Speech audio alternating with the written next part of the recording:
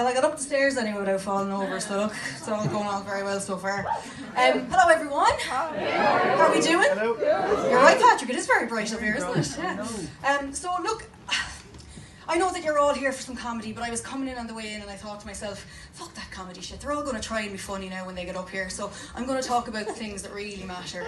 And I'm going to talk about the injustices in the world, you know, the misogyny, you know, the racism, environmental destruction, Dublin City Council, you know, those little parasites that take over their hosts and make them shit themselves to death, you know, all of those kind of things. And then I realised, actually, that as much as I care about all those things, I really want to talk about the biggest menace in this world. And some of you will agree with me and some of you really won't. Pregnant women. I'm sorry. I'm not sorry actually at all, really, am I?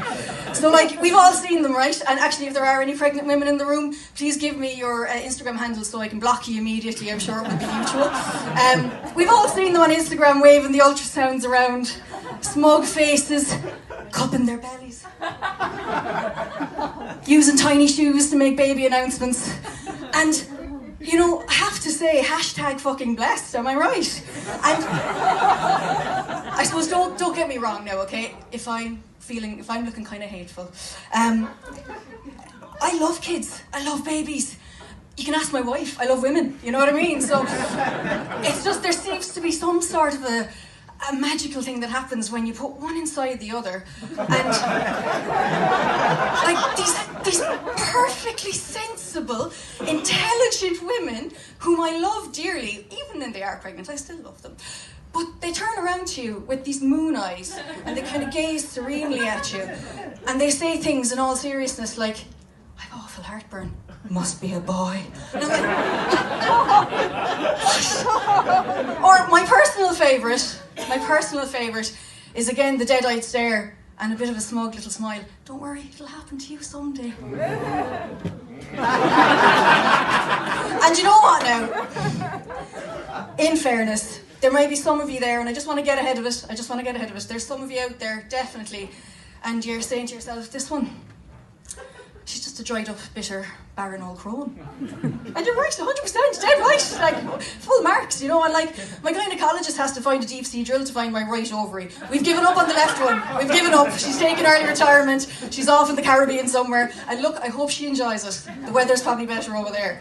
And I suppose there is kind of a certain cruel irony, really, isn't there? That a lot of women, I'm sure a lot of the women here, spend most of your 20s kind of trying desperately not to get pregnant.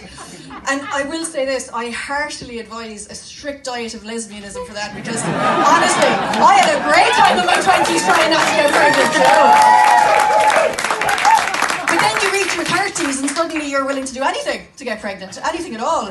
You know, so you go vegan for a bit. No, thanks. Like my chicken nuggets too much for that.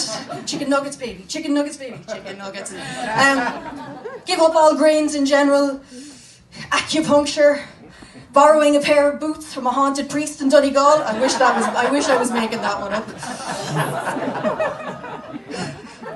And I suppose the thing is, right, that I do think being childless has given me a certain kind of perspective, and it's given me time to kind of follow my real passions, which is my dogs, basically, Winnie and Charlie.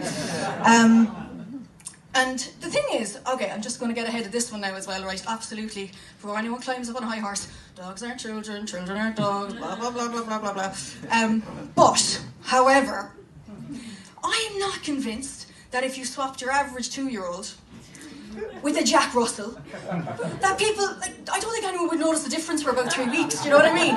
Like, so let's look at the evidence here, right? So, first of all, no matter what you do with them, they always kind of smell a bit.